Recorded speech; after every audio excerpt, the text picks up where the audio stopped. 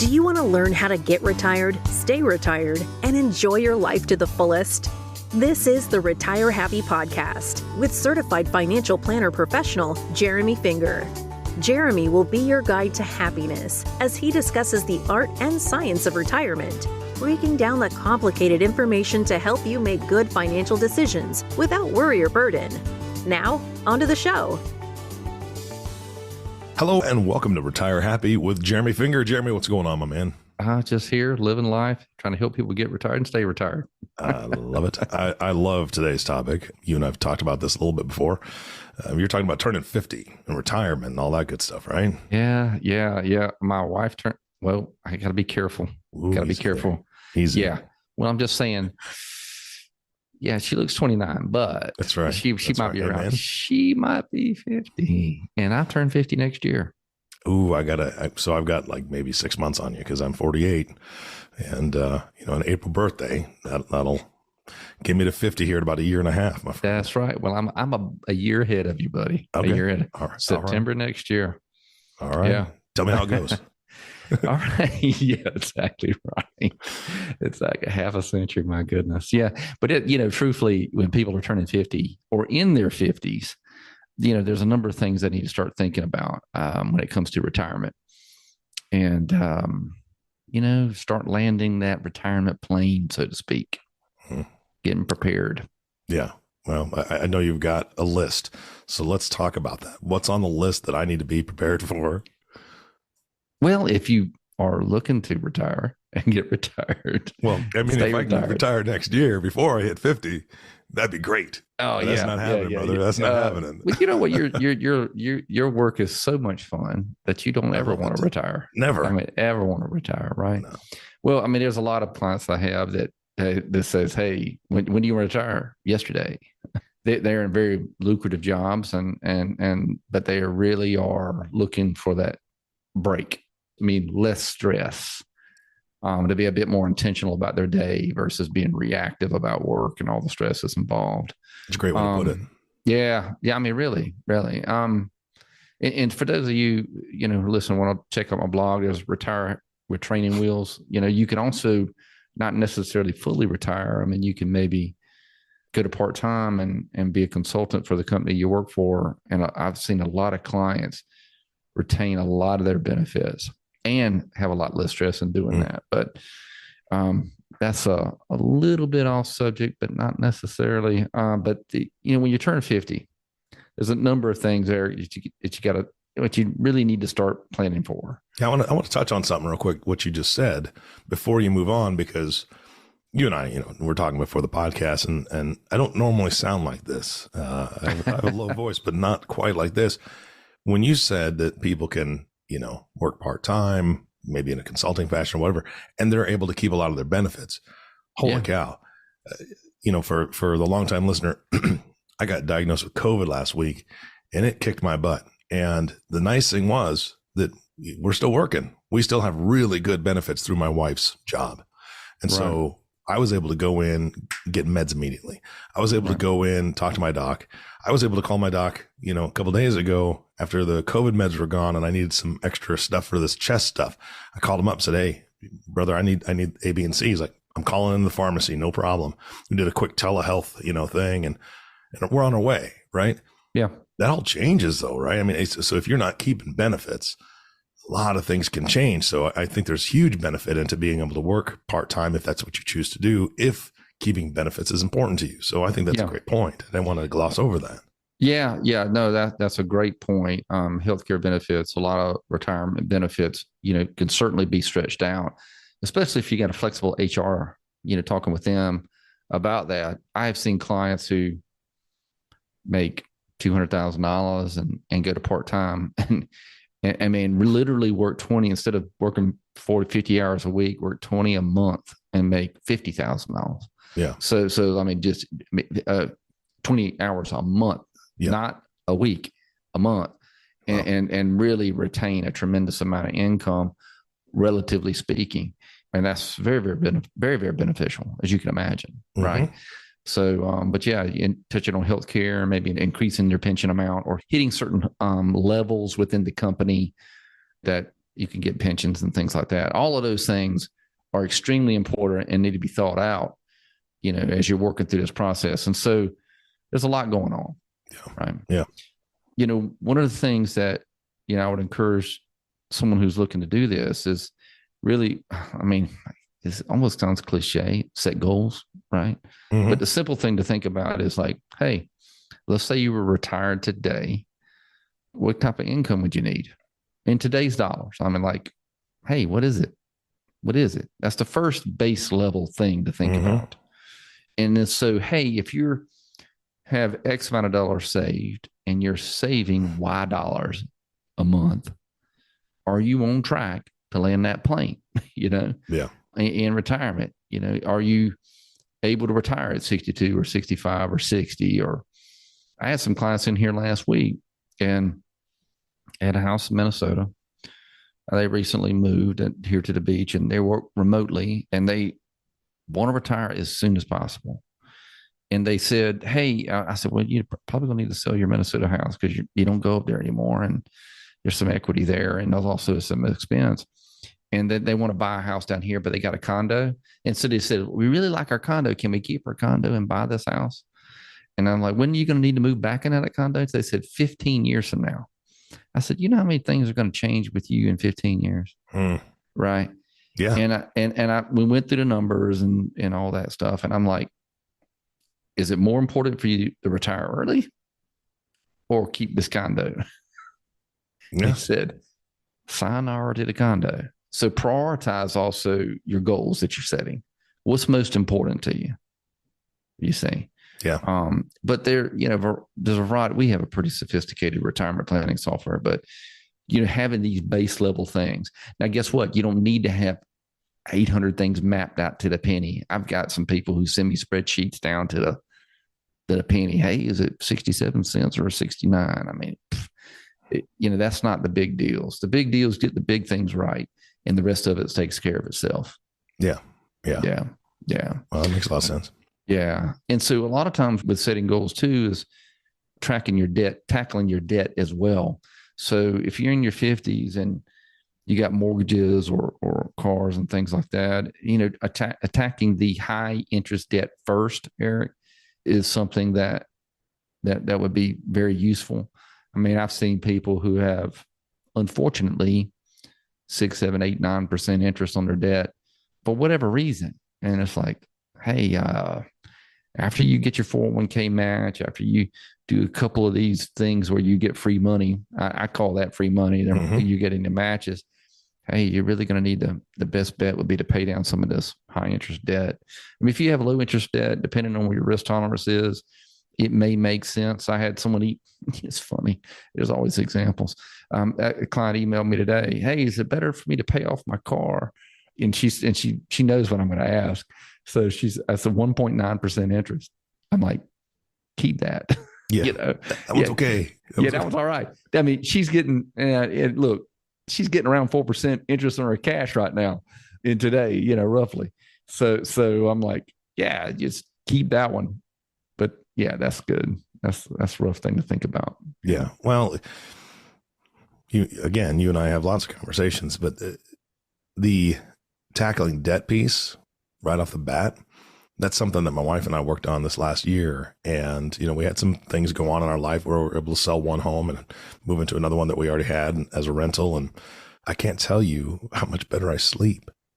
I can't tell you how much more fun it is to make the plan, set the goals, now that we don't have 2 mortgages hanging over our head. We don't have 2 tax bills hanging over our head from property taxes, 2, sets of everything, right? And that's just one specific circumstance. But for anybody that is looking at, oh man, tackling debt's going to be tough. Oh, get on it, because it is such a good feeling. I've never felt this way ever. Yeah. It's like, I did an Ironman last year, which is crazy. That's right. So there's a saying when it comes down to endurance races, ounces equals pounds and pounds equal pain. So it's like, hey, I lost 20 pounds before that Ironman. And that makes every single aspect of it a lot easier. Wow. So in other words, like reducing debt is like reducing that pain. Yeah. And it offers a lot more optionality on being able to do things. and being able to be a lot more flexible. Mm-hmm. So I'll say this for the people who do live within their means. There's an incredible amount of freedom being, to be able to choose your own way versus being a kind of slave to the bank. Yeah. Now again, you don't like anything. Hey, my arm hurts. I'm going to take a whole bottle of aspirin to kill the pain. That's also comes with some consequences. I mean, I've seen people, unfortunately sell out of their 401k accounts and take $200,000 and $300,000 out and pay off the mortgage. That jumps them up into a 39% bracket or 36% bracket, and they got to pay IRMA. They got to pay Social Security. There's all kinds of taxes involved within that. So in other words, they go from paying, in this example, paying 39, 40% tax to pay off a 2, 3, 4, 5% mortgage. That doesn't make any sense. No. Right. So there's a balanced way to tackle that debt and really making sure that you're thinking things through. Yeah. Yeah. Absolutely. Also, like 50, and these numbers may change a bit for 2023, but I think they're probably going to be pretty solid. But you can do catch-up contributions for your 401ks, simple IRAs. So you're allowed to put in a little bit more money. Those of you who are contributing to 401ks at 50, you're able to put in another $7,500 a year in a 401k. Yeah. That's good. I mean, they just raised that, right? For 2023? That's correct. Yeah. That's awesome. So $7,500 more. So the base level is $22,500. So add $7,500 on top of that. You're pushing close to 30 grand there. And you're pushing 30 grand. So that's pretty good. One thing you want to be mindful of though, Eric, is that I've seen high income earners just save 20% and they end up maxing out their 401k contributions in 6 months. But some 401k matches, they forego those. So in other words, like you need to make sure that you balance out your contributions in your 401k in a way to get the entire match. In this person's instance, he was getting 6 months of matching, but because he maxed out his 401k by the 6th month, he was not getting the matching for the rest of the year because he was no longer contributing, which sounds a bit crazy. I just find that odd. Yeah. But I'm just saying there's some nuances with 401ks where you're really making sure that you're getting all the benefits that your company is providing you. Yeah. You don't want to lose out on free money. That's right. Because free money is free. We like it. Yeah. Yeah, that's right. Well, hang on. It's not necessarily free. You got to make sure you think about it, Yes. Yeah. Do a little bit of planning, and you got to go to work. That's right. Hey, and it's like, a little bit of planning. That's right. So there's so many times that clients think about, like, I kind of use this analogy, like if they're driving from here to Florida, I'm in Myrtle Beach, South Carolina. So if they're driving here to Florida, they think about the 10th or 12th or 15th red light, but you don't think about the next step, right? Yeah. Hey, what do I need to do when I turn 55? First live to 55, and do the things needed today. Right. Which is, hey, save as much as you can. And I obviously don't get, borrow money and find stupid things. It's not going to get you, it's going to push your goal away. I've seen people who, great. Yeah. You can buy a second home, or in this instance, like previous couple. Yeah, great. You can keep your condo, just work a few more years. You want to do that? Nope. It's not that important. Ranking your priorities. Yeah. Well, you know me, I want a boat badly. What kind of boat?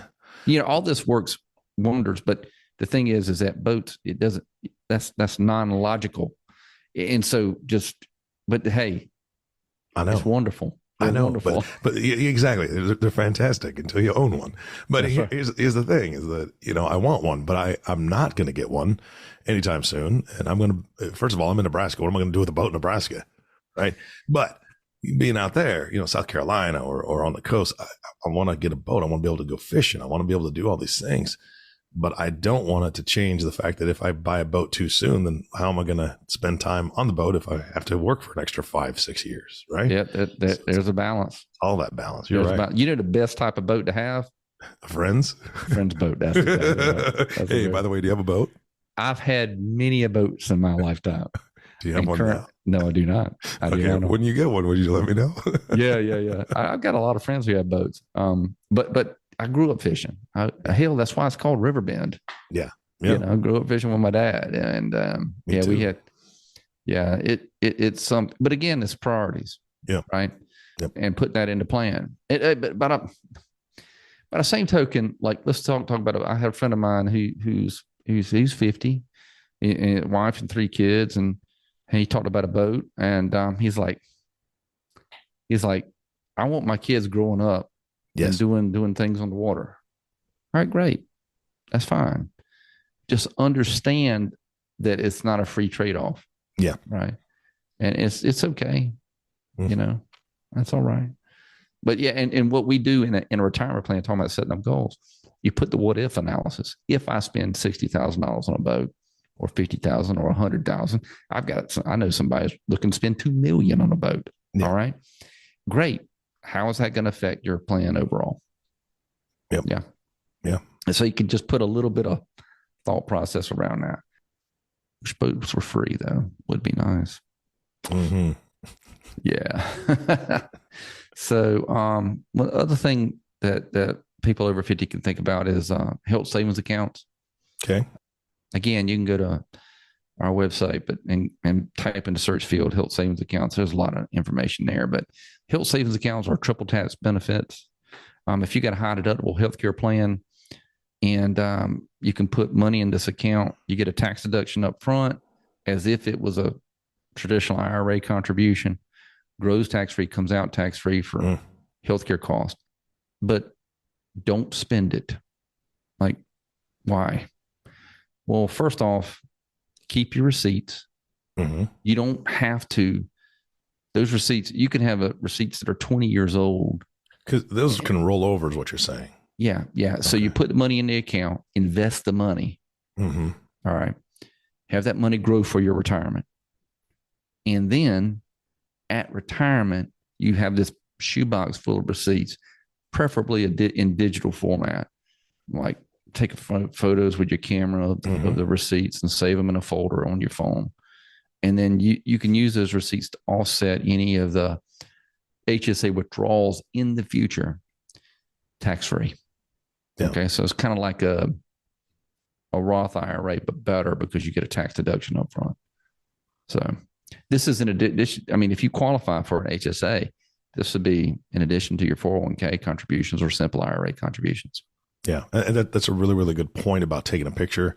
There's all sorts of apps that you can use to do that, to save documents like that. I had to learn the hard way. You're a business owner, I'm a business owner. Some of those receipts that you get from certain places, the little printers that print out the small, skinny receipts, that ink disappears, bro. That'll Oh, good. Oh, does it? Oh yeah. It just like fades over time. And so I've opened up an old wallet and I'm like, look at all these blank pieces of paper in here. So yeah, they use disappearing ink. Yeah, it's pretty much cheap ink, and so it's like, well, you're not gonna be able to read it in a year. So just if you got that shoebox, I don't want them to open it up and have a bunch of confetti in there. No, that's right. And you know what? The IRS is not gonna look kindly if you like pencil stuff in. This was $1,000. Yeah, nah, trust negative. Yeah, trust me. Oh, by the way, about a health savings account, if you didn't have enough receipts after age 65, you can take it out and just pay the taxes. Oh, so that's nice. Okay. Yeah. So that's a worst case scenario. Yeah. And so you kind of don't want to die. You and your wife don't want to die with a health savings account because your beneficiaries are going to have to pay taxes on that money. It's better to try to spend that as you're older and can have tax-free withdrawals on it. Yep. Also, for the people in the 50s, Eric, it's probably going to be the cheapest you're going to get for long-term care insurance. I haven't done that. Yeah. And guess what?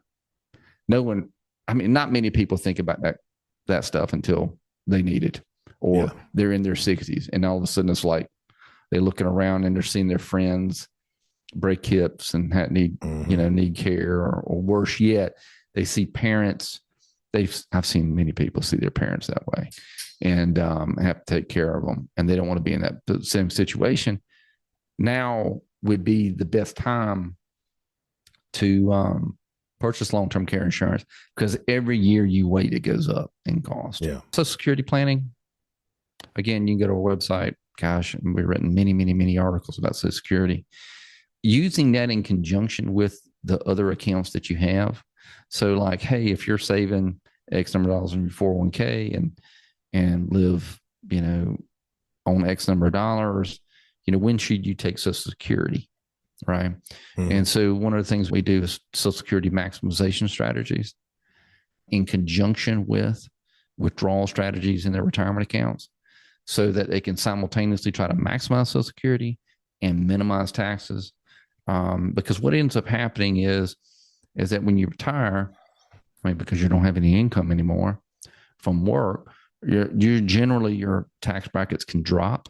Mm-hmm. And then that's really an opportune time where you want to take money from your pre-tax accounts at lower tax rates while maximizing Social Security, because that Social Security is tax efficient. And guess what? Every year you delay Social Security benefits, it goes up by roughly 8% per year. Yeah. And people aren't getting 8% around here. Right? No. Well, here's the thing. I'm just saying that I'm going to use the word guarantee. The government is saying they're going to give you 8% more. Yeah. All right. It's good. And so I like that. Yeah. Yeah. Versus, hey, let's see what the market does. Mm-hmm. No. Yeah. No. And not to mention generally you're only taxed on 85% of Social Security. And guess what? That darn thing's indexed for inflation. Yeah. So it's like, hell, in 2022, they're going to get over an 8% bump in Social Security because of the cost of living adjustments. My parents are excited. Yeah. Okay. Yeah. Yeah. Well, yeah. That's 100% the thing. So you really want to make sure that your Social Security is as high as possible because of tax efficiency and cost of living adjustments. And look, I'm just saying, odds are that that's the best. You want to really have that as high as possible. And the thing is that if you're in a low tax bracket, you're paying low taxes if you withdraw your pre-tax accounts during the time while simultaneously letting your Social Security benefits grow by delaying the benefit. And people say, well, what if I die early? Well, generally, if you want to have the higher wage earner delay as long as possible, because the survivor, let's just say, Eric, and you're making tons of money and then you die early. Well, if you delayed your benefit, your spouse can enjoy those higher benefits because you delayed all the way up until she passes away. Yep. And if you pass away at 70 and your spouse, who now gets that higher benefit, lives to 90, she benefited because you delayed, because you were smart. Yep. Because you, Eric, were smart. I was smart because she told me to do that. That's you know me. You were coachable.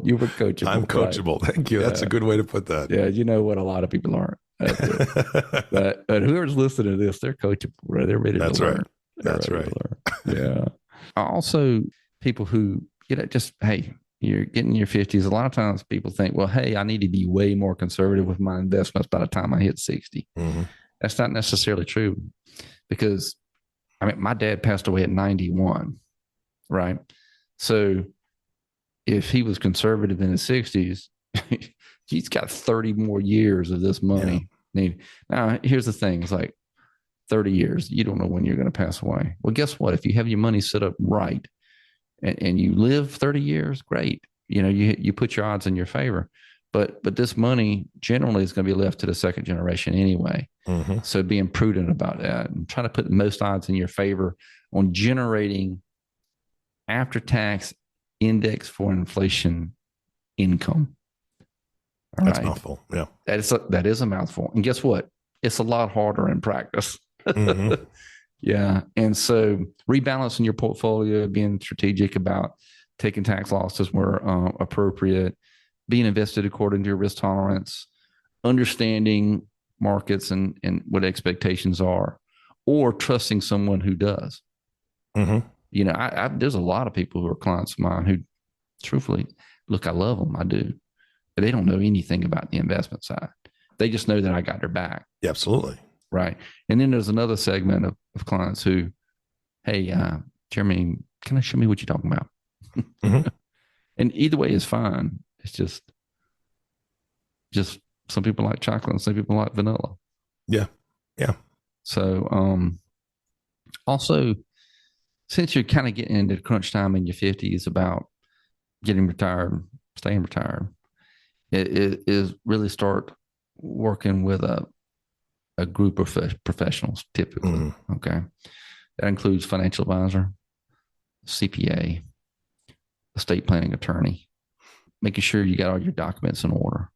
And Mm-hmm. depending on your level of net worth, I mean, there may be more complex things like trust and things like that need to be healthcare power of attorney. There's basic documents you need in play. And depending on your level of net worth, you may need more than that. Yeah. And then working with a CPA, because if you're really working with a financial advisor who's doing tax planning and thinking things through, typically they won't be doing your taxes. All right. Mm-hmm. But I mean, we coordinate our efforts with the client's CPA so that they're as tax efficient as possible. I mean, Mm-hmm. we do our best to do that. Okay. And there's a lot of things that we do throughout the year to do that. Hey, making sure you contributed to all your retirement plans. Hey, I just talked to you about making sure you're getting most of the match in your 401k, right? Taking full benefits of 529 plans, you know, for educational purpose for kids or grandkids, things like that. Yep. Yeah. Absolutely. Yeah. Also being mindful of lifestyle creep. You ever heard of that? Lifestyle creep. Yeah. You know, not really. Now, tell me what it is. So what it is like as these genius listeners are, that because they're so smart, they're going to be getting pay increases throughout. Oh, I know exactly what you're talking about now. Right. So they get a 10% pay increase. Mm-hmm. Spend 5% more, not 10% more. Yeah. Exactly. Take the other 5% and increase your savings. Yeah. Yeah. I've been so guilty of that, Jeremy. That's not it. Yeah. How do you spend that $3 or $4 million a month that you make? I don't know. Yeah. Yeah. It's a chore, but I'm working on it. Yeah. It's boats. It's a collect boats. Yeah. That's an easy way to. I collect boats like people collect coins. Oof. But that's an easy way to spend a bunch of money. Yeah. So be mindful of lifestyle creep. And truthfully, people who live within their means and avoid lifestyle creep, they have a tremendous amount of freedom, really, and offers them flexibility. So, but if you do spend money on experiences as much as you can. Like we went on vacation here recently and we rented a boat. It wasn't cheap, but guess what? I don't have any upkeep of that thing either. That's right. We went on a boat for the day and we swam in wherever Puerto Rico is. We swam in the Caribbean out there in the Blue Sea, and it was beautiful, absolutely beautiful. And I asked Elliot's my son, and hey, Elliot, what do you think of this trip here? He looked at me, he says 10 out of 10, flat out 10 out of 10. And we didn't have to drive the boat, we didn't have to fill up the boat, we didn't have to wash the boat. We got the experience, and we're going to have that experience for the rest of our lives. Now, Now, if I bought him call it new stereo, right? His enjoyment of that may last a lot longer than a day, but it's going to wane, right? Because there's always going to be a bigger and better stereo. And when you do when studies have shown that when you rank experiences rank higher on the happiness index than material items. Yep. Yeah. Yeah. No, I'm right there with you. It's funny. You went on vacation, Puerto Rico, you said, rented a boat? Yeah. Last time I rented a boat was when I was on vacation, but it was in South Carolina. Oh, really? Where? Yeah. Where were you? Charleston. Oh, that's a great Charleston place. area. Yeah. Rented a boat. These people were great. Delivered, we went to the dock, gave it to us fully gassed up. We went out. We zipping along. The dolphins are next to us. I'm like, dude, this is fantastic. God, how did they train those dolphins to come beside you? Well, I hold out snacks. Then I might be swimming beside you. Sandwiches, what kind of sandwich you like? Yeah. So we did that. We parked the boat, if you want to call it park. We anchored the boat, jumped off, swam to an island that's right there. You know the island I'm talking about. Walked around a little bit. Everybody got back on the boat, took off for a while. Beautiful. And I didn't have to own the boat. That's right. Look here, that's you really need to use the boat a lot to get the benefits of that. That's right. That's it. Yeah, no, that's good stuff. Good stuff. So, I guess if you take anything from this, rent the boat versus buy the boat. Right? Rent it versus buy it. Oh man, yeah. All right. So, what else do we need to cover today? Really, I guess. Really and truly, you're hitting certain ages where making full use of retirement plans you have available, health savings accounts, 401k, matching, pay down debt, live within your means. Make sure you have an overall plan. Make sure you go over it at least annually. Work with someone you trust. Put the pieces in play. You are going to need some people beside yourself, typically to make sure things are right. And guess what? I've seen spouses, like one spouse really loves this stuff and he's in it and he does it or she does it all the time. Another spouse doesn't know anything about it. So think in terms of like, if you get hit by a truck, is your spouse, are you working with someone that your spouse can trust? Things like that, because it's all fine and dandy. I mean, everybody can steer a plane. It's when you hit bad weather that really you're going to need, a real solid team in play to make sure you get things right. Here's the other thing is that I'm going to go back to the boat example, because you didn't have to wash that boat when you rented it. You didn't have to take it home and do all the maintenance on it. You didn't have to worry about it as it's sitting in your driveway or by your garage. You didn't have any of that stuff. I liken that to having professionals that people come in and meet with you. You give them the highlights. You give them you talk about what you're going to do. You see what else is going on in their life to make the adjustments that you need to make. But then they walk out of your office and they get to go home. And they're not taking it with them. They're not having it at home, having to do the maintenance on that stuff. That's what your team does. Yeah. Right. You got all the maintenance stuff after the fact. They can just kind of walk away, just like you walk away from that boat. I'm done with the rental. That's time to go. Well, let me say it in a different way. And I agree with you. When you look back on let's just say you're 75, 85, 95 years old and you're looking back on today, really, where would you wish you spent more of your time? Amen. Right. I mean, like my dad died at 91 and we grew up fishing. Now, there's some things that we did, like fixing sprinkler heads in the yard. Now, he hated it. He hated it because I knew his attitude when he was doing it. And guess what? I'm raising my hand. You can't see me, but I'm raising my hand. I hated it too. Yeah. And so, I think back, I'm like, Dad, could we not have gotten somebody to fix these sprinkler heads the right way versus us getting, there and we'd spend more time fishing or doing something a little bit maybe we both enjoy, even though it's called work. Maybe I did learn some things getting hot and sweaty in the sun, but making memories with the people that you love, and that's something you'll never regret. And so I see, unfortunately, I see a number of people who get enamored with the investing and things, and it gives them a sense of, they feel like it gives them a sense of purpose. Meanwhile, they may have a kid or a grandkid or a spouse that they could spend a lot more time with. And when they look back on their life 20 years from now, they may say, damn it, I wish I spent more time. Yeah, it wasn't worth it. And guess what? We can never replace time.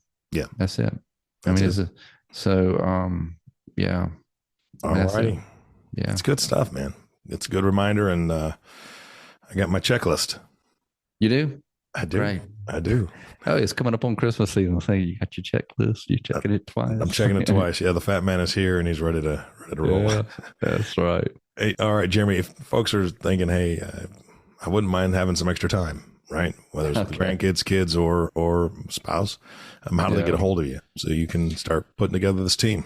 Yeah, absolutely. They can email me at Jeremy, Jeremy, at riverbendwm.com, or call the office at 843-970-1049, or they can Google Riverbend Wealth Management, And they can peruse the website, look at the learning library. We have an extensive learning library there. They have a search feature there and look what they want. And they can also set up they can look in our calendar, click a link, and basically see our calendar and set up a 15-minute phone appointment. We're not high pressure here. We're going to answer whatever questions you want and try to shoot you in the right direction. So fantastic. That's all they got to do. That's easy peasy. Jeremy, thank you for your time, man. Appreciate it, brother. Yeah, you bet. Of course, our last thank you goes to you, listening audience. Thank you so much for tuning in and listening to the Retire Happy podcast with Jeremy Finger. If you have not subscribed to the podcast yet, please click the subscribe now button below.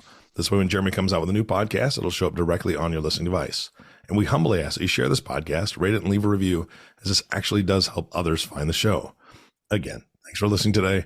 For everyone at Riverbend Wealth Management, this is Eric Johnson reminding you to live your best day every day. And we'll see you next time. Thank you for listening to the Retire Happy podcast with certified financial planner Jeremy Finger. If you have any questions, please visit us at www.riverbendwealthmanagement.com or call us at 843-970-1043. And remember, click the subscribe button below to be notified when new episodes become available.